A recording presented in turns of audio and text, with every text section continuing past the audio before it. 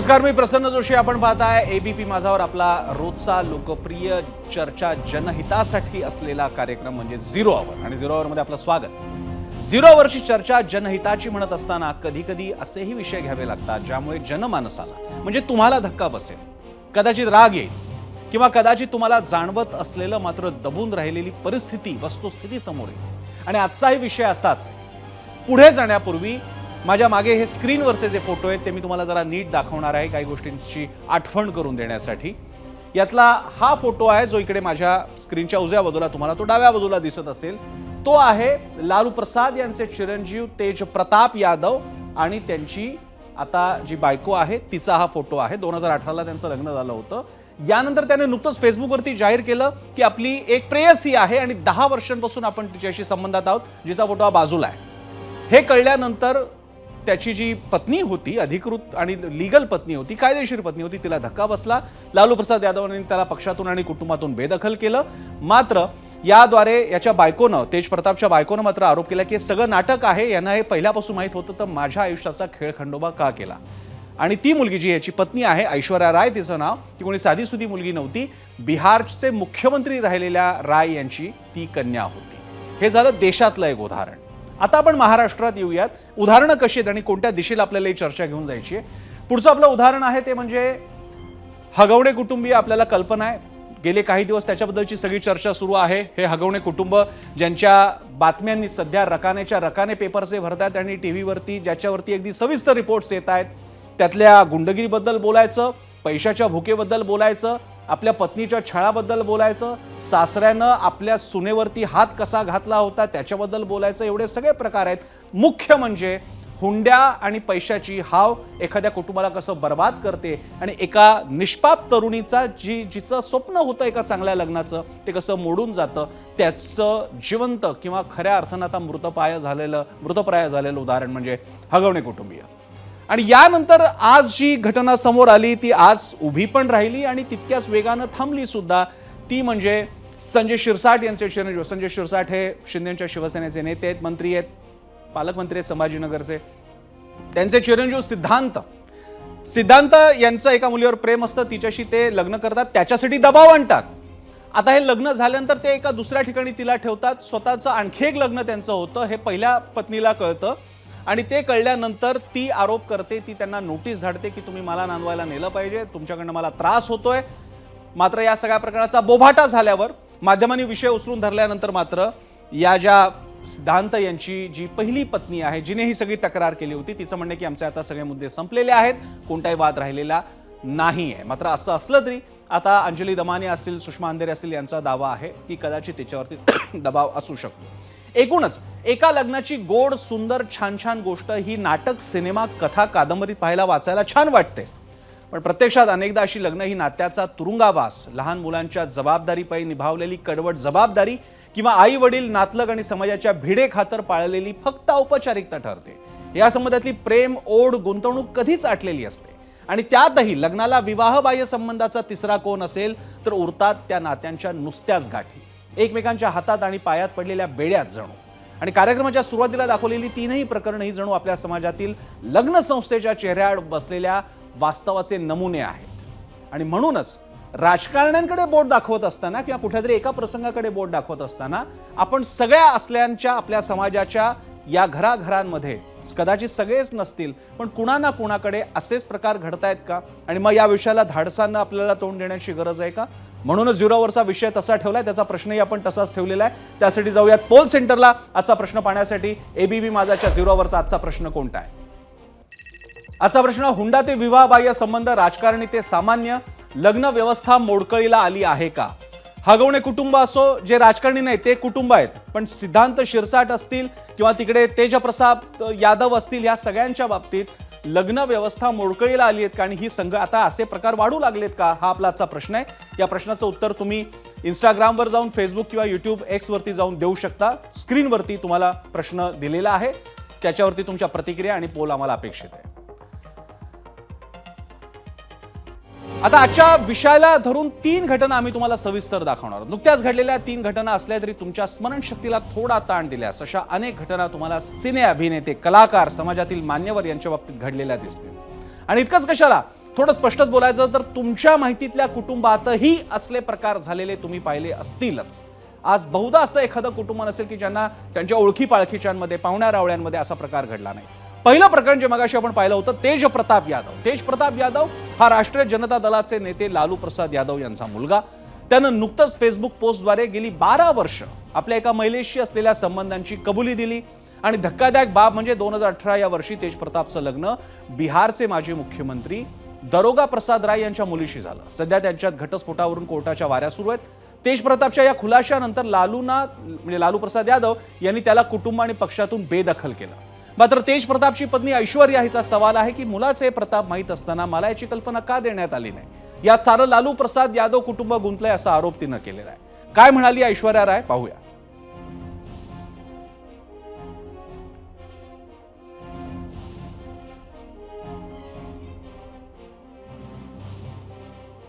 आपण बघूयात ऐश्वर्या राय या बाबतीत काय म्हणाली.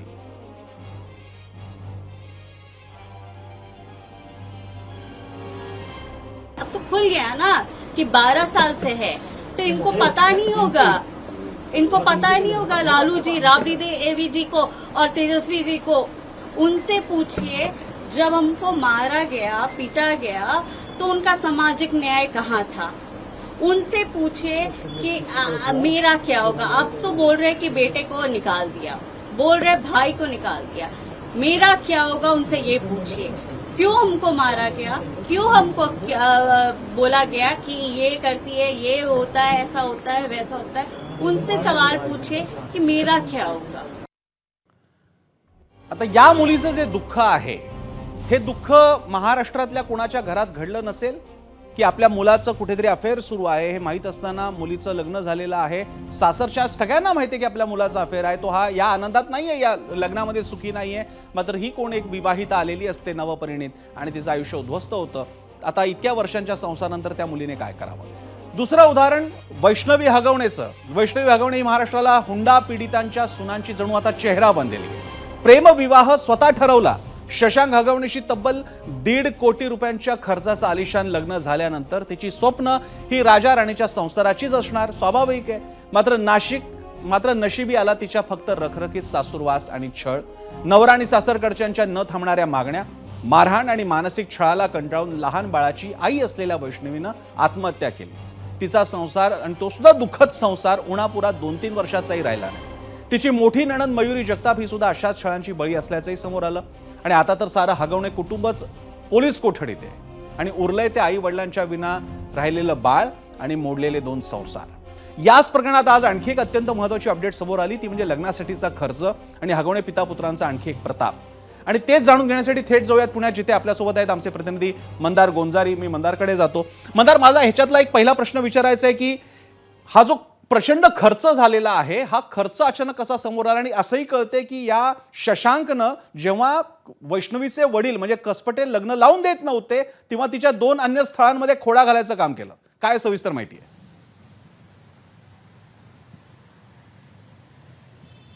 प्रसन्न, या प्रश्नाचं उत्तर देण्याआधी मी आपल्या प्रेक्षकांना या वैष्णवी हगवणेच्या मृत्यूचा जो फॉरेन्सिक रिपोर्ट आहे, पोस्टमॉर्टम रिपोर्ट आहे, त्यातली माहिती सांगणं गरजेचं वाटतं आहे. यामध्ये वैष्णवीच्या मृत्यूचं कारण तर आहे, तिनं गळफास घेऊन आत्महत्या केली हे तर सगळे जाणतातच.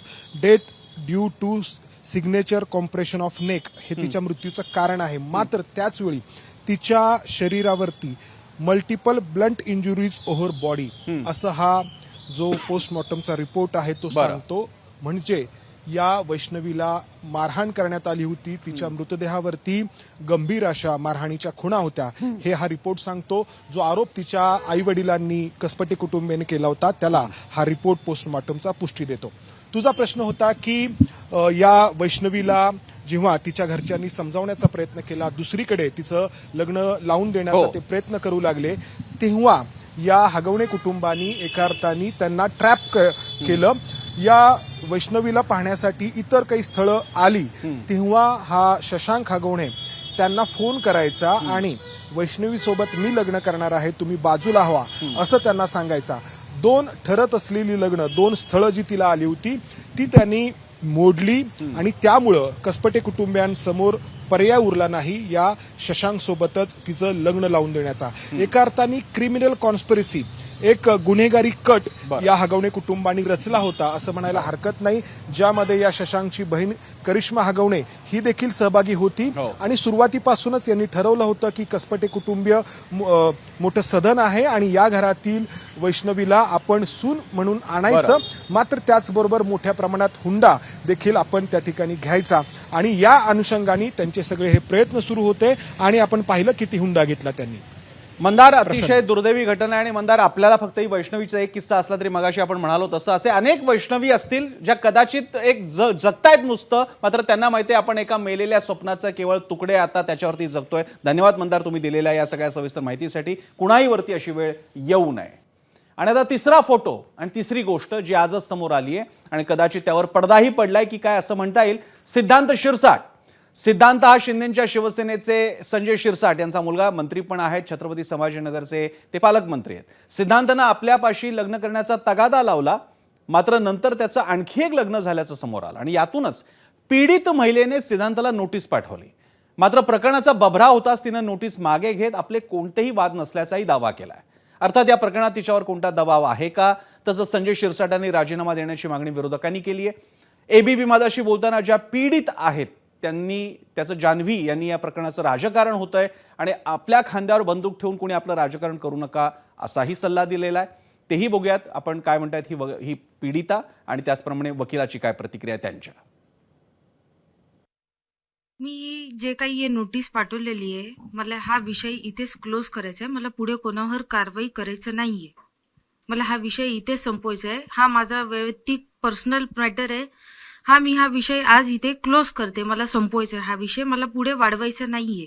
हो, मी जी नोटीस पाठवली होती मी ती आज परत घेत आहे, पूर्ण वापस घेत आहे. मला कोणावर काही एलिगेशन करायचं नाही. आता दाखवलेली उदाहरणं ही नुकतीच घडलेली प्रकरणं आहेत, मात्र महाराष्ट्रात अशी अनेक प्रकरणं गेल्या काही काळात समोर आली आहेत आणि बहुतांश प्रकरणं राजकारण्यांची आहेत. राजकारणी हे लोकप्रतिनिधी असतात. एकेकाळी असं म्हटलं जायचं की जसा राजा तशी प्रजा, मात्र आता जशी जनता तसे राजकारणी असं म्हणावं लागणार का? आता अशीही काही उदाहरणं पाहूयात आपण की जी या मधल्या ताज्या घडामोडींच्याही पलीकडची आहेत, मात्र अजूनही महाराष्ट्रातली जनता ती उदाहरणं विसरली नसतील. आपण पाहूयात आमच्या मीडिया सेंटरवरती हीच काही उदाहरणं.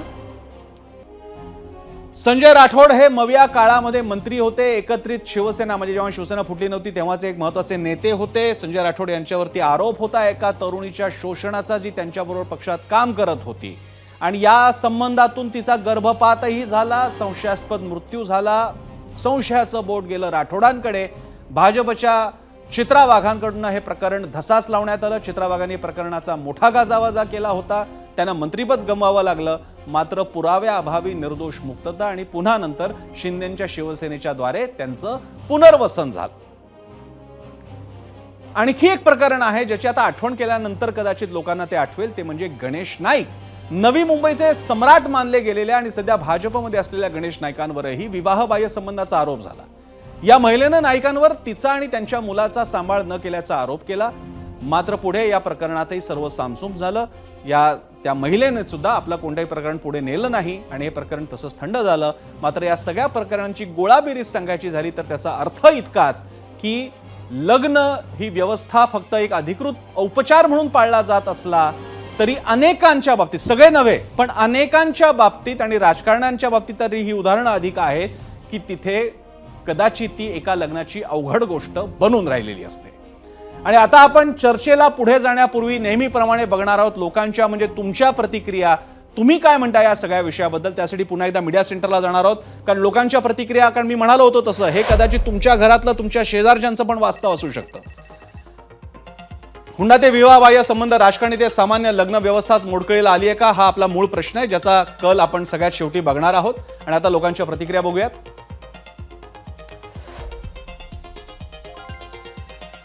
युट्यूबवरती पहिली इंडियन राउटर या नावाने ही कमेंट आलेली आहे. पाश्चिमात्य संस्कृतीचं अनुकरण सुरू आहे. रवींद्र घोलप लिहितात, स्वैराचार, व्यभिचार यामुळे कुटुंब व्यवस्था संपण्याची चिन्ह दिसत आहेत. पालकांचा मुलामुलींवरील सुटलेला ताबा आणि चंगळवाद ही प्रमुख कारण आहेत, असं रवींद्र घोलप यांनी आमच्या युट्यूब चॅनलवरती दिलं. पुढची प्रतिक्रिया. लोकांच्या खूप चांगल्या प्रतिक्रिया आल्यात. अनिल जवतकर लिहितात, सामान्य लोक हे असं कधीच करत नाहीत, ते फक्त राजकारणी करतात. पण अनिल जवतकरजी असं नाहीये. शेवटी हे राजकारणी आपल्यातूनच गेलेले असतात. अशी उदाहरणं आपल्याही आजूबाजूला असतात. एक्सपोज त्यांनी लिहिली होती. आणखी एक कमेंट येते. अमोल काते लिहितात, आपण आपली पारंपरिक संस्कृतीला बगल देत पाश्चिमात्यांचं अनुकरण करू लागलो आहोत. इथेच आपण गडबड करून बसलो, असं अमोल कातेंना वाटतं. पण पुन्हा पाश्चिमात्यांकडे बोट दाखवणं म्हणजे आपल्या घरात काय चाललंय याकडे दुर्लक्ष करण्यासारखं आहे. काही वेळा आपल्याला आरसा स्वतःला दाखवावा लागेल. अजय सिंह सेंगर लिहितात, प्रत्येक प्रकरणांमध्ये पुरुषांना दोषी ठरवलं जातं. कधी कधी स्त्रिया सुद्धा व्यभिचार करू शकतात.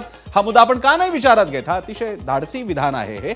प्रसारमाध्यमांनी न्यायालयासारखं वागावं, दोन्ही बाजू ऐकण्याची संधी प्राप्त करून द्यावी, असाही मुद्दा त्यांनी मांडलेला आहे. मात्र इथे त्यांनी एक पुरुषांच्या मनातली भूमिका मांडलेली आहे की अशी प्रकरणं झाल्यानंतर पुरुषाकडे का बोट दाखवलं जातं, स्त्रीच अबला का दाखवली जाते, तिनेच फक्त आरोप करायचं, हे कसं काय? हे एक वेगळी बाजू त्यांनी मांडली. महत्वाचा मुद्दा आहे.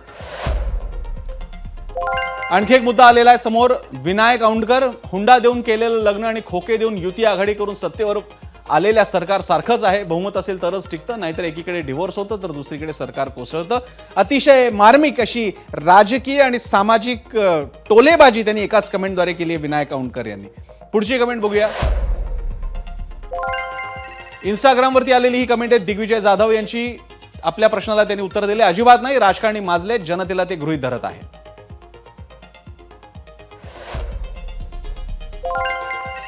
तर इन्स्टावरती आणखी आलेली एक सुरेखा विधाते यांची कमेंट आहे, राजकारणात असलेल्यांसोबत तर कधीच लग्न करू नये, सत्तेच्या मस्तीमुळे ते वाटेल तसे वागतात. हगवण्यांचंच उदाहरण बघा, असं सुरेखा विधाते म्हणतात.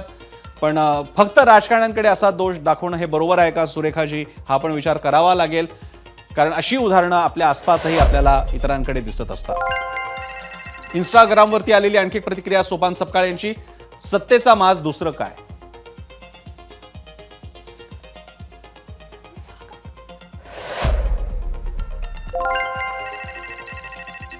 वाल्मिक जाधव म्हणतायत, राजकारणी काय किंवा गरीब श्रीमंत काय, मोठेपणा दाखवण्यासाठी मुलाला बाजारात उभं करतात आणि हुंड्याच्या माध्यमातून त्यांना विकतात. पण मुलींना मेहनत करणारा मुलगा का चालत नाही, असं वाल्मिक जाधव यांनी म्हटलंय.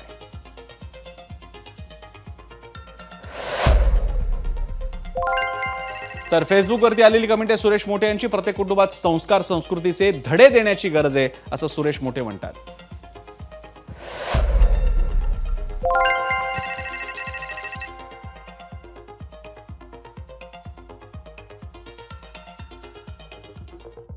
म्हणतात वंदना नागवंशी म्हणतात, मोठ्यांच्या मोठ्या गप्पा आणि दिखावा, पण यांच्या घरी नसतो सुनेला विसावा.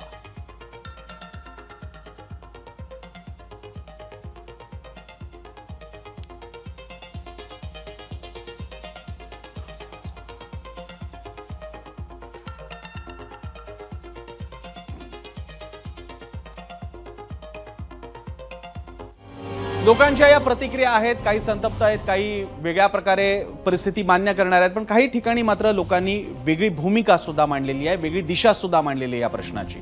दरम्यान जे संजय शिरसाट यांच्या मुलाचं म्हणजे सिद्धांताचं प्रकरण आहे, त्या बाबतीत त्या महिलेने काय मुद्दे मांडले होते आणि तिने आता नंतर कशा प्रकारे आपली भूमिका बदललेली आहे, याबद्दल एबीपी माझानं जाणून घेतलं. आपण बघूयात काय म्हणतायत या महिला. मी जे काही हे नोटीस पाठवलेली आहे, मला हा विषय इथेच क्लोज करायचा आहे. मला पुढे कोणावर कारवाई करायचं नाहीये. मला हा विषय इथेच संपवायचा आहे. हा माझा वैयक्तिक पर्सनल मॅटर आहे. मी हा विषय आज इथे क्लोज करते. मला संपवायचा आहे हा विषय, मला पुढे वाढवायचा नाहीये. काय याच्या मागचं कारण काय, तुमच्यावर काय दबाव आहे का? कारण हे आहे की हे माझा पर्सनल मॅटर आहे आणि लोक हे मॅटर उचलून घेत आहेत सर्वीकडे मीडियावर. राजकारण होतंय. हो, राजकारण होतंय आणि हे माझं पर्सनल मॅटर आहे. मी कोणालाही या मॅटरमध्ये मध्ये घेतलेलं नाहीये.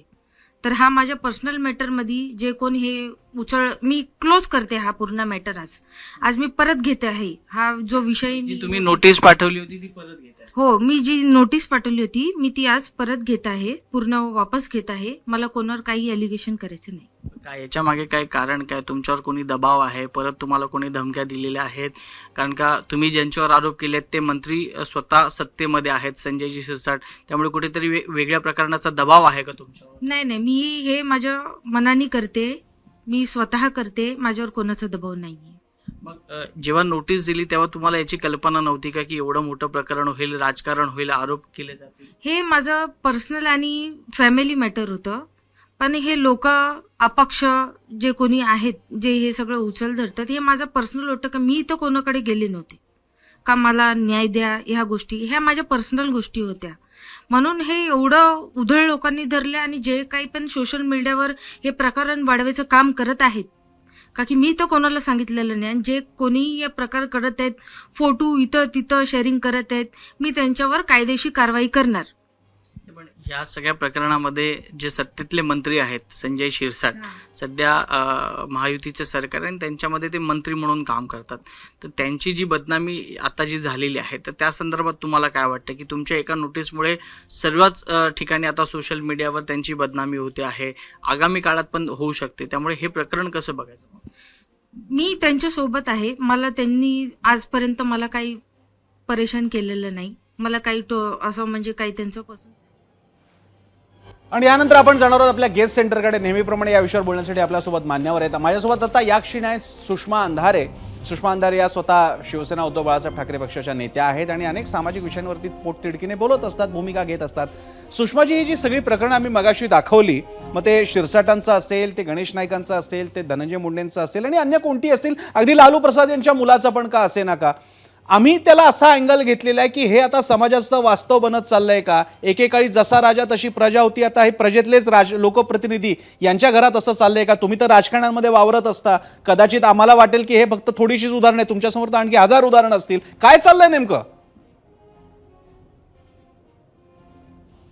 मी या सगळ्या प्रकरणांमध्ये मी मागेही म्हटलं की एकतर प्रतिष्ठेचे मानक असतात, त्याच्यामुळे बऱ्याच वेळेला महिला पुढे येत नाहीत.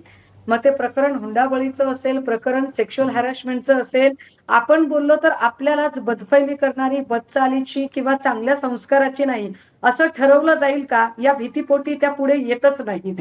आणि काहींनी हिंमत करून लढायचं ठरवलं तर त्यांना लढण्यासाठी ज्या यंत्रणांनी साथ द्यायला हवी ती साथ दिली जात नाही. प्रसन्नजी, हे मी अत्यंत जबाबदारीनं सांगितलं पाहिजे की मागच्या 3 दिवसामध्ये एकट्या पुण्यातनं माझ्याकडे 27 केसेस आलेत, ज्या 27 केसेस मधले लोक महिला आयोग आणि या सगळ्या लोकांचे दरवाजे ठोठावून थकलेले आहेत आणि त्यांना कुठेही न्याय मिळालेला नाही. आता त्याही पेक्षा धक्कादायक गोष्ट ही आहे की सर्वसामान्य घरातल्या मुलींच्या पीडित असणं आणि त्यांना कोणी रहनुमा नसणं हे तर वेगळीच गोष्ट, परंतु सत्ताधाऱ्यांच्या कुटुंबातले जे नातलग महिला आहेत यांनी पीडित असणं आणि सत्ताधाऱ्यांच्या कुटुंबात असूनही सत्ताधाऱ्यांनाच न्याय मागणं हे अजून धक्कादायक आहे. म्हणजे परिणय फुकेंच्या भाऊजाईचा ज्या पद्धतीने व्हिडिओ व्हायरल झाला आणि मी त्यांच्याशी बोलायचा प्रयत्न केला, काल माझा त्यांचा कॉन्टॅक्ट झाला, उद्या मी त्यांना भेटेन, तर त्यावेळेला त्यांना मी म्हटलं की काय हो, तुम्ही कोणाकडे न्याय मागायला गेला नाहीत का? ते म्हणाला, मी माननीय मुख्यमंत्र्यांना 4 वेळा भेटलीये, माननीय मुख्यमंत्र्यांना लेखी मी सगळा पत्रव्यवहार केलाय, मी इथल्या पोलिसांकडे सातत्याने जातेय, पोलीस माझी कंप्लेंट लिहून घेत नाहीत, माझ्यावर खोट्या अॅट्रॉसिटीचा गुन्हा होतो. प्रसन्नजी, हे फार म्हणजे नोंदवण्यासारखं आहे की सोलापूरच्या निर्मला यादवने ज्यावेळेला तक्रार केली तेव्हा तिच्यावर अॅट्रॉसिटी टाकली, रिंकी बक्सलाने राहुल शेवाळेच्या विरोधात बोलायचा प्रयत्न केला तेव्हा तिच्यावरही अॅट्रॉसिटी टाकली, करुणा मुंडेवर सुद्धा अॅट्रॉसिटी टाकण्याचा प्रयत्न झाला आणि आता परिणय फुकेंची भावजई असणाऱ्या प्रिया संकेत फुके यांच्यावर सुद्धा अॅट्रॉसिटी केस दाखल केली गेली. म्हणजे कायद्याचा गैरवापर कशा पद्धतीने राजकीय लोक करतात स्वतःच्या फायद्यासाठी हे याच्यातनं स्पष्ट होतंय. विशेष की 2024 ला 7 पानांचा अर्ज अत्यंत रितसर पद्धतीने महिला आयोगाला प्रिया फुके यांनी लिहिला, त्याला रिमाइंडर 2 लेटर टाकले, तरीही त्यांच्याकडून काहीच नाही. त्यांना आता मी बोलले तर त्या म्हणतात, ताई माझी 2 लहान लहान बाळं आहेत, मी त्यांना घेऊन पुण्या मुंबईला कशी येऊ? ते म्हणतात टोल फ्री नंबरवर फोन करा, पण टोल फ्री नंबरच एक्झिस्ट नाही. आणि आमच्यासारख्या लोकांनी प्रश्न विचारले तर चिल्लर ठरवतात. आणि हाईट गोष्ट अशी की त्याच्यात तटकरे साहेब इतक्या लगबगीने येतात आणि क्लीन चिट देतात. मला कमाल वाटते, महाराष्ट्रातल्या सगळ्या बहिणी तुमच्या लाडक्या असायला पाहिजेत. एकटी रुपाली चाकणकरच तुमची कशी काय लाडकी बहीण असते की तुम्ही त्यांना क्लीन चिट देता, पण त्याच तत्परतेने ना तुम्ही वैष्णवी हगवणेच्या घरी जाता, ना तुम्ही प्रिया फुकेची विचारपूस करता, ना शिरसाटांच्या सुनेवर असा काही दबाव आहे का की अचानक त्यांनी घुमजाव केले, काय प्रॉब्लेम आहे याच्यावर तत्परता मात्र तटकरे साहेब अजिबातच दाखवत नाहीत. कसा लढायचं, कसं आम्ही तुम्ही सांगा की जर आम्हाला यंत्रणाही मदत करत नाहीत, एकतर आमच्यावर सामाजिक प्रतिष्ठानची खोट्या मानकांचं झू आम्ही वागवत म्हणतो आणि इकडून तिकडून ते झू झुगारून द्यायचं म्हटलं हो. तर तुमच्या यंत्रणा आम्हाला जगू देत नाहीत. करायचं काय आता? सुषमाजी, हे जे राजकारण्यांच्याकडे या घटना घडतात आणि याच्यामध्ये मी ही नावं जी दाखवली ती उदाहरणं म्हणून दाखवली, पण या पलीकडे सुद्धा, आणि आपण नावं नाही घेऊ शकत कारण शेवटी कायदेशीर बाबी आहेत, पण असं म्हणजे घरोघरी मातीच्या चुली म्हणाव्यात इतक्या प्रमाणात आता हे सगळीकडे बघायला मिळतंय का? समाजात सुद्धा हे बघायला मिळतंय का? आणि असं असल्यास आता हे नवीन वास्तव आहे का की लग्न औपचारिकता होत चालली आहे आणि आता हे अशा प्रकारे पॉलिगॅमीज कदाचित जास्त वाढू लागले? हे खूप धाडसी विधान आहे, मला याची कल्पना आहे, पण याच दिशेने चाललाय समाज? नाही, आता लग्न जणू काही एक इव्हेंट आणि लग्नाचा एक एक एक बाजार. म्हणजे पूर्वी लग्न अंगणात व्हायची, नंतर ती मंगल कार्यालयात व्हायला लागली.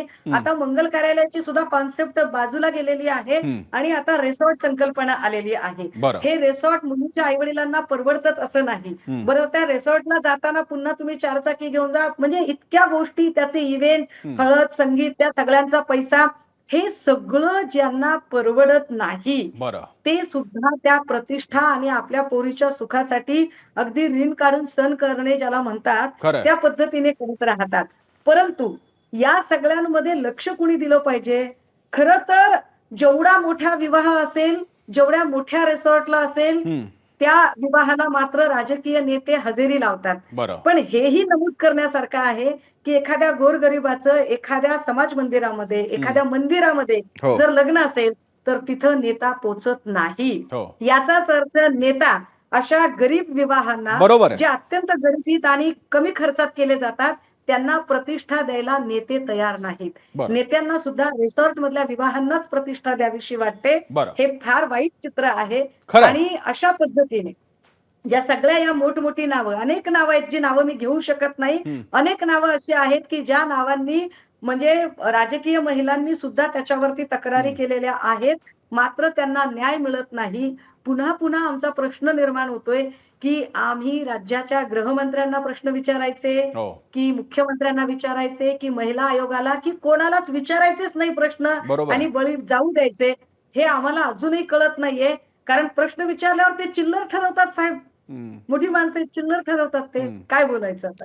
सुषमाजी, तुम्ही आमच्यासोबत राहाच. आपल्यासोबत आणखी 2 पाहुणे येतात, त्यांना इंट्रोड्यूस करण्यासाठी, त्यांची ओळख करून घेण्यासाठी आपण पुन्हा एकदा जाऊयात गेस्ट सेंटरला. आपल्यासोबत असतील क्षितिजा वडतकर, ज्या कायदेतज्ञ आहेत, त्याचप्रमाणे चित्रकार आणि कवी असलेले आणि विविध विषयांवरती लिहित असलेले लेखक संजीव खांडेकर सुद्धा आपल्यासोबत असतील. पण आता मी पहिल्यांदा जातो ॲडव्होकेट क्षितिजा वडतकर यांच्याकडे. ॲडव्होकेट क्षितिजा, याच्यातला एका वेगळ्या आणि थोडासा या सगळ्या प्रकरणातल्या पुरुषांच्या बाजूने हा प्रश्न मी आपल्याला विचारतो. जनरली असं बघायला मिळतं आणि जे मीटू प्रकरणात सुद्धा बघायला मिळालं होतं आणि या प्रकरणात सुद्धा खलनायक कोण ठरतो? तो पुरुष ठरतो. ही आता जी प्रकरणं सुद्धा दाखवली ती वस्तुतः यांच्यामधले संबंध कन्सेन्शुअल असतात, दोघांना ते एकमेकांची सगळ्याची कल्पना असते तरीही प्रकरणं घडतात. मला आपल्याला विचारायचं आहे की याच्यातला कायदेशीर भाग तुम्ही कसा पाहता?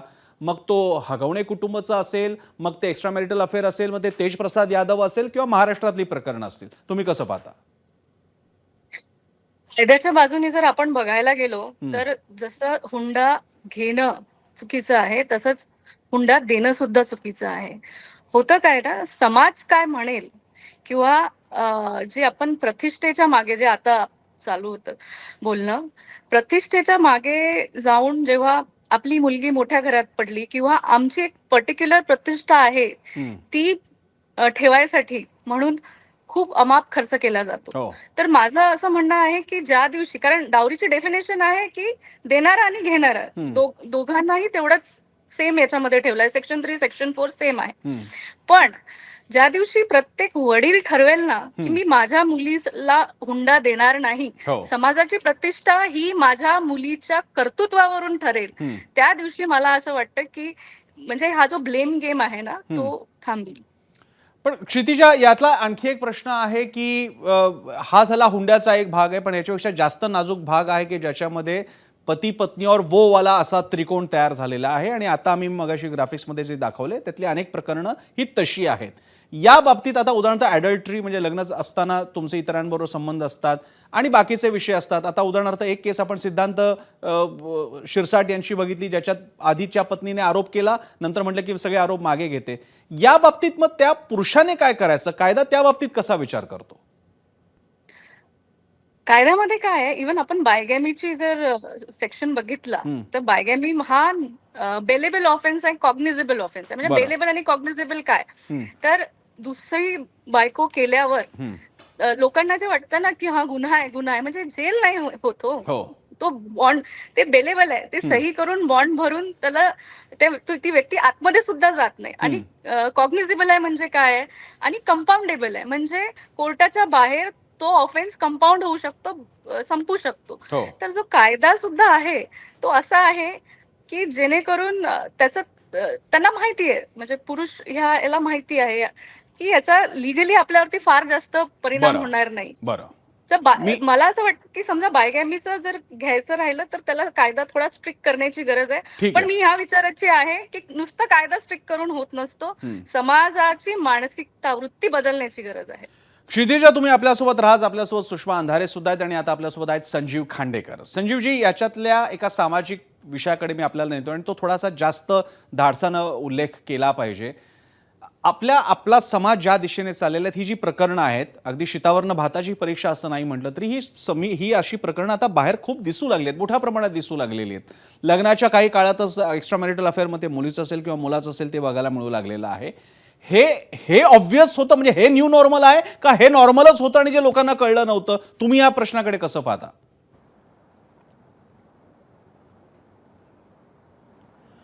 मला असं वाटतं की याच्यामध्ये दोन डायमेन्शन्स आहेत. एक डायमेन्शन ते नॉर्मल होतंही आणि आता न्यू नॉर्मल एक तयार होतो. या दोन गोष्टी पण एकाच वेळी होत आहेत. बरं. नॉर्मल यासाठी होतं, जर आपण म्हणजे आता यांनी सांगितलं लिगल एक्सपर्टनी की लिगली ते कसं दिसतं, परंतु जर आपण 2018ची जी केस ज्याच्यामध्ये सेक्शन कोणतं 497 ना IPC मधला तो काढून टाकण्याचा किंवा रद्द करण्याचा जो हे झालं चंद्रचूड साहेबांच्या कोर्टासमोर, त्याच्यामध्ये देखील तुला दिसेल की ॲडल्ट्री हा संबंध भाग हा गुन्हा नाही हे कोर्टाने सांगितलं. अगदी अलीकडे दिल्ली हायकोर्टाने एका केसमध्ये सांगितलं की द्रौपदीचंच उदाहरण दिलं ते, आणि त्यांनी सांगितलं द्रौपदीचं उदाहरण आपल्या समोर असताना याच्यावरती नैतिक अनैतिकता आणू नये. त्यामुळे एक भाग नक्कीच आहे की आपल्या संबंध समाजामध्ये सातत्याने आपला जर राजा, देवांचा राजा इंद्र बघितला तर तो प्रत्येक ठिकाणी आपल्याला दिसतो की चढलेलाच आहे तो. आणि म्हणजे गौतमीपासून अनुसयेपर्यंत आपल्याला त्याची सगळी अफेअर्स दिसतात. पण सांगायचा उद्देश असा की या प्रकारच्या संस्कृतीमधूनच आपण आलेलो आहोत, हे आपण लक्षात ठेवलं पाहिजे. हा काही नवीन भाग नव्हे. म्हणजे मला असं विचारायचं आहे की ही जी पॉलिटिशियन्स, राजकारण्यांचे जे आम्ही उदाहरणं दाखवली, त्यामुळे असं तर होणार नाही की समाज म्हणेल बघा राजकारणी असे वागतात. माझा तुम्हाला या अर्थानं प्रश्न आहे की राजकारण्यांकडे बोट दाखवताना समाज, याच समाजातून ते आलेले आहेत, त्यामुळे उलट राजकारणी हे या समाजाचं प्रतिबिंब आहे असल्या प्रकरणांच्या बाबतीत, असं म्हणायचं का? अगदी अगदी अगदी परफेक्ट तुम्ही म्हटलात की राजकारण्यांचं उदाहरण दाखवून राजकारण्यांच्यावरती आपण आपली जबाबदारी किंवा आपले गुन्हे किंवा आपली नैतिक अनैतिकता ठरवू शकत नाही, ढकलू शकत नाही. या समाजामध्ये आत्ता तर परिस्थिती अशी आहे, आणि विशेषतः वेरियस सोशल माध्यम किंवा त्या गुगलच्या लिंडा व्हाईस प्रेसिडेंट म्हटलं होतं त्याप्रमाणे की this is a new age where we are having continuous partial attention. आणि त्यामुळे या कंटिन्युअस पार्शल अटेन्शनमुळे सगळीकडेच अटेन्शन आपलं पार्शल असतं. दुसऱ्या बाजूला लाखाचा मोठा सिद्धांतच आहे सरप्लस प्लेजरचा. तर तो जर पाहिला तर आपल्याला असं लक्षात येतं की या नव्या काळामध्ये, या नव्या कन्झ्युमरिस्ट सोसायटीमध्ये आनंदाचा भाग हा पूर्णपणे बदललेला आहे. आणि त्यामुळे सातत्याने नवीन आनंद,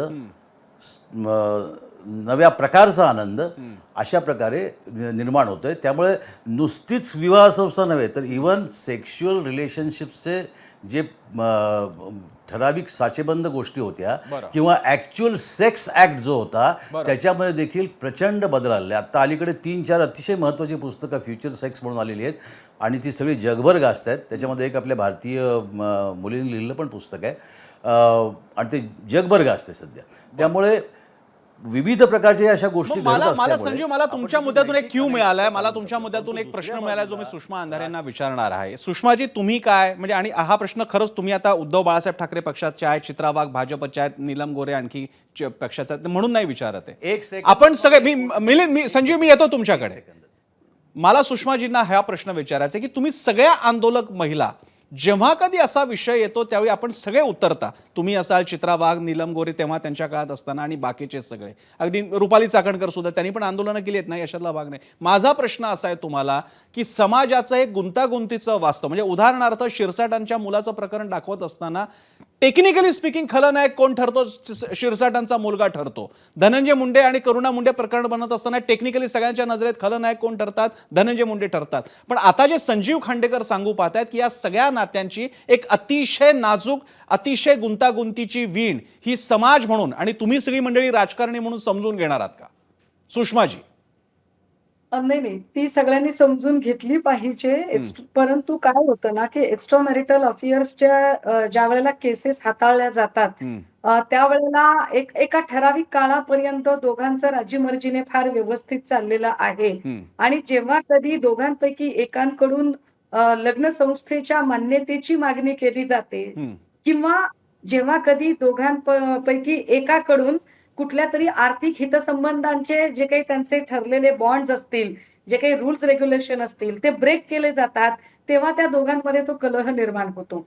बरं, हा कलह निर्माण झाल्यावर याच्यातल्या काही केसेस अशा आहेत की नाही, मला बाकीचं काहीच नकोय, मला माझ्या लग्न संस्थेची फक्त मान्यता हवी आहे, बाकीचं काही घेणं देणं नाही. उदाहरणार्थ करुणा मुंडे या गोष्टीवर ठाम होत्या की काहीही असलं तरी मी पत्नी आहे, माझं पहिलं लग्न झालेलं आहे, त्याला मला मान्यताच मिळाली पाहिजे आणि त्यासाठी मी लढणार आहे. But at the same time आता आपण जे सिरसाटांच्या प्रकरणाची जी चर्चा केली, आपण व्यक्तिगत म्हणून बघत नाही, आपण फक्त केस स्टडी म्हणून बघतो, एक व्यष्टी अध्ययन पद्धती जर बघितली तर ते लक्षात असं होतं की अरे, कालपर्यंत तर तुम्ही इतकं डिटेलिंग करताय त्या केसमध्ये की त्याने कसं टॉर्चर केलं, काय नाही ते, आणि तुमचं अचानक ते टॉर्चरिंग वगैरे ह्या सगळ्या गोष्टी तुमच्या बदलून जातात. याचा अर्थ तुमचा नेमका हेतू काय होता? मग तुमच्या हेतूवर सुद्धा शंका घेतली जाते. परंतु लग्न संस्थेची मान्यता हवी आहे असं म्हणणारा एक वर्ग, पण त्याच वेळेला जेव्हा एक्स्ट्रा मॅरिटल हे काही फार कॉग्निझेबल किंवा याने फार मोठी शिक्षा होत नाही असं जेव्हा आपल्याला कायदे तज्ञ सांगतात, तेव्हा एक लक्षात येतं की काय लग्न संस्था मोडीत निघतील का? मग लग्न संस्थेला काही अर्थच राहणार नाही का? हाही एक त्याच्यातला मुद्दा आहे जो आपल्याला अजिबातच दुर्लक्षून चालणार नाही. अजून एक गोष्ट आहे की राजकीय पक्ष असतील किंवा सामाजिक संघटना, कधी कधी असंही होतं का की एखादं प्रकरण हाताळायला मिळालंय, इश्यू पाहिजे म्हणून इश्यू केला जातोय, न्याय मिळेल की नाही याच्याशी घेणं देणं नाही, फक्त इश्यू पाहिजे म्हणून इश्यू केला जातोय का? तर हे सुद्धा वाईट आहे. हे असं होऊ नये. सुषमाजी, हे तुम्ही म्हणणं हे फार महत्वाचं आहे सुषमाजी, आणि मी कौतुकाने मी मनापासून सांगतोय, कारण हे विषय इतके नाजूक असतात की त्याच्याने एक तात्पुरता राजकारण होतं, मात्र कोणाची तरी संपूर्ण इभ्रट स्टेकला लागलेली असते. आज मुलाच्या काही प्रकारामुळे संजय शिरसाटांची जशी स्टेकला लागलेली आहे, त्यामुळे तुम्ही म्हणताय ते बरोबर आहे. मी तुमच्या बरोबर आहे सुषमाजी, तुम्ही म्हणताय ते बरोबर आहे, तुमच्या बरोबर आहे या बाबतीत की यांची असे राजकारण होता कामा नये. एक मुद्दा मला क्षितिजा यांना घ्यायचा आहे. क्षितिजा, मी तुम्हाला अगदी पटापट काही मधल्या काळातल्या कोर्टाच्या किंवा लिगल क्षेत्रामध्ये घडलेल्या अगदी घटना सांगतो, तुम्हाला त्या डिटेल माहिती आहेत. एक, आतापर्यंत जर का 18 वर्षाच्या खालील मुलामुलींमध्ये शारीरिक संबंध मनाने सुद्धा झाले तरी सुद्धा त्या मुलावरती बलात्काराचा केस दाखल होऊ शकते, किंवा मुलीवरती झाला तरी सुद्धा. मात्र मधल्या काही काळातल्या काही घटना अशा होत्या की ज्याच्यामध्ये कोर्टाने त्याच्या बाबतीत ठरवलं की याचा वेगळा विचार व्हावा. ॲडल्टरीच्या बाबतीत सुद्धा तुमचं लग्न झालं असताना तुम्ही जर का विवाह बाह्य संबंध ठेवले तर याच्या शिक्षेचं प्रावधान असताना अनेक ठिकाणी कोर्टाने वेगळे निर्णय दिलेले आहेत. लग्नाचं आमिष दाखवून 20 वर्ष बलात्कार, 10 वर्ष बलात्कार, या बाबतीत कोर्टाने सांगितलं की असं ते 10 वर्ष फक्त आमिष दाखवून बलात्कार होऊ शकत नाही. माझा आपल्याला प्रश्न आहे की जेव्हा कधी एक्स्ट्रा मॅरिटल अफेअर्सचे विषय येतात त्याच्या बाबतीतला एकूणच डिस्कोर्स लीगल फ्रेमवर्कचा, सोशल टेम्पलेट मधला, सेटिंग मधला आता बदलण्याची गरज आहे. बरोबर. कसं आहे, जो आता नवीन जो लॉ आलेला आहे BNS मध्ये, म्हणजे IPC ला जो कन्वर्ट झालेला आहे, आपण जेव्हा एक लिगली बोलतो तेव्हा 16 आणि 18 वर्षाच्या खालीसाठी जरी जेंडर न्यूट्रल केलेला आहे तरी लॉ हा प्रो वुमेनच आहे. मी जेव्हा शाळेत होती, कॉलेजमध्ये होती, तेव्हा लॉला विचारायचे मी की का बरं प्रो वुमेन का बरं आहे, तर माझे सर मला सांगायचे, बेटा तू लेक्चरर आईवडिलांची मुलगी आहेस त्यामुळे तू हा प्रश्न विचारला, तू जर बिहार मधल्या गावामध्ये जन्माला आली असती आणि अनपढ आईवडिलांची मुलगी असती तर तू हा प्रश्न विचारला नसता. कारण हे सगळे जे लॉ आहे हे त्या बायांना, त्या समाजाला त्या मानसिकतेला धरून बनलेले आहे. आज आपण जेव्हा समाजाचा विचार करतो तो एकूणच मेट्रो सिटी मधला किंवा शिकलेल्या मुलींच्या नजरेतून विचार करून चालणार नाहीये. हा विचार सर्वसमावेशक असला पाहिजे. बरं. आणि म्हणून जेव्हा हे जे प्रो वुमेन लॉ आहे हे त्यासाठी बनलेले आहे. ऍज फार एज जे जस्टिस चंद्रचूडजींचं म्हणणं होतं आणि 498चा ज्याच्यामध्ये अर्नेश कुमार नंतर गाईडलाईन्स आल्या आणि पूर्णच्या पूर्ण लॉ चेंज झाला की 7 वर्षाखालील जर गुन्हे असेल आणि कुठल्याही मॅरिड स्त्रीनी जर खरं डावरीसाठी म्हटलं किंवा कुठली कंप्लेंट करायला गेली तर त्याच्यात जर पुरावा नसेल तर FIR रजिस्टर होणार नाही. हो. हा सगळा लॉ समाजाच्या स्थितीवरून मग ठरला. पण बरं. आजही मला असं वाटतं की फार कमी स्त्रिया आहेत ज्या पुढे येतात आणि कंप्लेंट करतात. ऑफकोर्स एका कॉइनला 2 साइड्स असतात. हे मी अर्थात, आणि मान्य ते आता करते. समजून घेणं आता कोर्टानं सुद्धा सुरू केलंय. हे एक अतिशय स्वागतार्ह पाऊल आहे की कोर्ट तसा विचार करतं. मी संजीव खांडेकरांकडे चर्चेच्या शेवटच्या टप्प्यात जात असताना अधिक विस्तृत पटावरचा एक प्रश्न घेणार आहे. संजीव खांडेकर, राजकारण्यांना सोडून द्या, त्यांच्यासारखे प्रकरण येतात कारण शेवटी त्याच्यात मीडियाकडलाही लक्ष असतं, विरोधकांनाही लक्ष असतं. माझा प्रश्न असा आहे की मधल्या काळामध्ये आता पॉलिॲमरी असेल, मोनोगॅमीच्या पलीकडे जाणं असेल, याच्याबद्दल भरपूर डिस्कशन होऊ लागलेलं आहे. म्हणजे हा विषय आता एक नॉर्मल म्हणून डिस्कशनच्या पातळीला येऊ लागलाय कारण तशी उदाहरणं लोकांना आजूबाजूला दिसत आहेत. राजकारणी तर दूर राहिले. माझा आपल्याला प्रश्न आहे की समाज म्हणून आपण सोशल इव्होल्युशनच्या पुढच्या टप्प्यावर गेलं पाहिजे का? असल्यास तो मार्ग काय असेल? लग्न व्यवस्था राहणार आहे की नाही? दोन गोष्टी आहेत. एक म्हणजे गेलं पाहिजे म्हणण्यापेक्षा आपण आपोआप ढकलले जाऊ, कारण आता रेटा खूप मोठा आहे. अगदी अलीकडचं एक उदाहरण सांगतो. मी एका लग्नाला गेलो होतो अलीकडे आणि चळवळीतून आलेल्या कार्यकर्तीच्या मुलाचं लग्न होतं. बरं. आणि आम्ही सगळे खाली असे गप्पा मारत बसलो होतो. एका मुलीने मला त्या कार्यकर्तीनेच मला म्हणाली, काय म्हणाली, एवढं मोठं लग्न करायचं कारण आहे, कोणाला माहिती आहे 2 वर्ष टिकणार आहे की नाही. म्हटलं का गं? ती म्हटली अलीकडे नाहीच टिकत, अलीकडे कोणीच 2 वर्ष जात, फार फार कमी लग्न जातात म्हणाली. तर हा जो भाग आहे हा तिचा सहज बोलण्यामधला आलेला भाग होता. बरं. But this is very important symptom. आणि हे सिम्पटम बघून आपल्याला बघायला पाहिजे की आत्ता खरोखरच मोठ्या प्रमाणावरती लोकांना एकतर नवीन जी तरुण मुलं मुली आहेत त्यांना लग्नाच्या बेडीमध्ये, लग्नाच्या चौकटीमध्ये अडकून पडायची इच्छा नसते. आपण असं मोठ्या यांनी पूर्वी आनंदाने सांगत असतो 50 वर्ष आम्ही एकत्र राहिलो, 100 वर्ष एकत्र राहिलो वगैरे वगैरे. त्याच्यामध्ये त्यांना बिलकुल इंटरेस्ट नाही. बरं. आत्ताची खरोखर पिढी जी आहे ती इन्स्टा आहे आणि त्या इन्स्टंटमध्येच त्यांना इंटरेस्ट आहे. ती सारखी बदलत असते, बदल त्यांना हवा असतो आणि त्याच्यामध्ये शारीरिक गरजा ज्या आहेत आणि मानसिक गरजा ज्या आहेत त्या त्यांना वेगळ्या पद्धतीने दिसत असतात. त्या भागवायला त्यांच्यासाठी त्याच्याकडे साधनं असतात. तऱ्हेतऱ्हेच्या गोष्टी निर्माण होतात. आता एक टेस्टोस्टेरॉन कल्ट नावाची गोष्ट आलेली, त्याच्यावरती पण एक मोठं पुस्तक अलीकडच्या काळात आलं. रोबोसेक्स हा एक नवीन प्रकार आला आहे. टॉईजचा तर इतक्या मोठ्या प्रमाणावर आता आपल्याला दिसत नाही, फार वरती आलेलं नाही आपल्याकडे भारतामध्ये. बाहेर देशामध्ये गेलं तर तुम्हाला ठिकठिकाणी कॉर्नर दुकानं दिसतात. पण टॉईज घेणारे आणि टॉईज वापरणाऱ्या अनेक मुलं आणि मुली आत्ता आपल्या आजूबाजूला असतात आणि सहज कॉफी शॉपवर बसलेलं असताना कोणाच्याही पर्समधून एखादं टॉय बाहेर पडताना आपण पाहतो. त्यामुळे ही सगळी सिम्पटम्स आहेत याचा आपण विचार केला पाहिजे. आणि अननेसेसरली मॉरल भूमिका, जशी अलीकडच्या काळात त्या दुबेनी भारतीय जनता पार्टीचे खासदार त्यांनी या संदर्भात बोलताना लोकसभेमध्ये मांडलेली होती की तशा प्रकारच्या ज्या भूमिका आहेत त्या भूमिका आपण जरी घेतल्या तरी समाजाला त्या आवडणार नाहीत. समाज त्या टाकून देईल आणि नवा समाज निर्माण होईल. त्यामुळे अगदी सरळ स्पष्ट आता चित्र असं आहे की तुम्ही म्हणतात त्याप्रमाणे न्यू नॉर्मलकडे आपण जात आहोत आणि ते आपल्याला माझ्या मते ही चर्चा यासाठी महत्वाची आहे की हे सगळी प्रकरणं बघत असताना आणि माध्यमांच्या द्वारे त्याची चर्चा होत असताना, त्याची उदाहरणं पाहत असताना आपल्याला फक्त हे त्यांच्याकडे चाललेलं नाही, आपला काही संबंध नाही असं म्हणत असताना आपण स्वतःला फसवत असतो. कारण अशी उदाहरणं आपल्या आजूबाजूला, घरामध्ये, मित्रमैत्रिणी असतील, नातेवाईक असतील, यांच्यामध्ये घडत असतात आणि त्याला आता समाज म्हणून सामोरं जाण्याची वेळ आलेली आहे. केवळ शिरसाटांच्या घरात घडलंय किंवा मुंडेंकडे काहीतरी घडलंय म्हणून ते तुमच्या घरात नाही असा भ्रम आपण करू नये, यासाठीची ही चर्चा होती. ही चर्चा खरं तर धनंजय मुंडेंनी आणि सगळ्यांनी बघायला पाहिजे. त्यांच्या एका अर्थानं बाजूने आहे, कारण आतापर्यंत फक्त इतरांकडे बोट दाखवलं जात होतं. यावेळी मात्र समाजाने 3 बोटं स्वतःकडे दाखवावीत या दृष्टीने ही चर्चा होती. सुषमा अंधारे तुम्ही, क्षितिजा तुम्ही आणि संजीव वेळ दिला यासाठी खरंच आभार. आणि शेवटच्या टप्प्यामध्ये आपण नेहमीप्रमाणे जाणार आहोत आजच्या पोलकडे. आजचा प्रश्न त्याला आपण विचारला होता आणि त्याला तुम्ही सगळ्यांनी काय उत्तर दिले त्यासाठी जाऊयात माझा पोल सेंटरला. आजचा प्रश्न पाहूयात आणि त्याला तुमच्याकडून आलेला प्रतिसाद सुद्धा आपल्याला पाहायचा. प्रश्न काय होता आपला? हुंडा ते विवाह बाह्य संबंध, राजकारणी ते सामान्य, लग्न व्यवस्थाच मोडकळीला आली आहे का? 18,000 लोकांच्या रिप्लाय नंतर आलेला हा पोल आहे. 84% होय म्हणतायत, लग्न व्यवस्था मोडकळीला आली आहे. 16% मात्र मतभेद व्यक्त करतायत, नाही म्हणतायत. आता हा सॅम्पल सर्वे मानायचा का, ज्याचा त्याचा प्रश्न आहे, पण तुमच्या प्रतिक्रिया सुद्धा तिकडे आलेल्या आहेत. लोकांच्या मनात आता काही प्रश्न उपस्थित झालेले आहेत.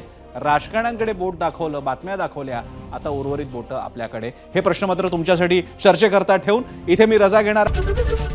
एबीपी माझा, उघडा डोळे बघा नीट.